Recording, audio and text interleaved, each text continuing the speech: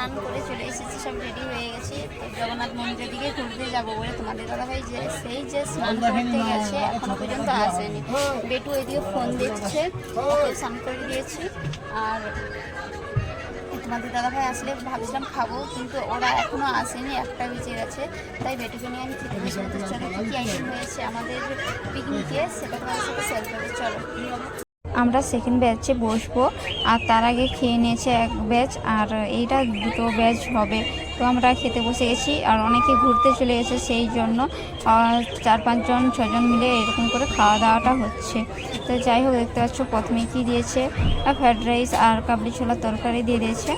আর আমি ওইগুলো খেয়ে নিচ্ছি, আর কী কী দেবে সেইটাও তোমাদের সাথে শেয়ার করছি।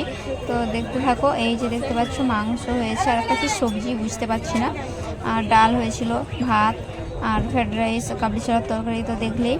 একটু মাংস খাইনি, সেই জন্য ওকে মাছ দিয়ে দিল। আর এইদিকে দেখতে পাচ্ছ দুটো রসগোল্লা, গুড়ের রসগোল্লা আর পাঁপড় চাটনি। এই হলো আমাদের পিকনিক। খাওয়া দাওয়া করে আমি আমার সিটে বসে আছি। তোমাদের দাদাভাই এতক্ষণে এসেছে, এসে ও খেতে বসেছে। চলো দেখিয়ে দিই। এখানে যতজন খেতে বসেছে দেখতে পাচ্ছ, ওরা সবাই গিয়েছিল দীঘার সমুদ্রে স্নান করতে। তো ওদের এখন আসার সময় হয়েছে, তো ওরা খেতে বসেছে, তাই একটু ভিডিও ক্লিপ করে তোমাদেরকে দেখিয়ে দিচ্ছি। তো যাই হোক, কী কী খাবার আমাদের আইটেম হয়েছিল পিকনিকে তোমরা তো সবটা দেখলে। আর পুরো ভিডিওটা দেখার জন্য অনেক অনেক ধন্যবাদ। তোমরা সবাই এইভাবেই পাশে থেকো, এইভাবে ভালোবাসা দাও। তো থ্যাংক ইউ, হ্যাপি নিউ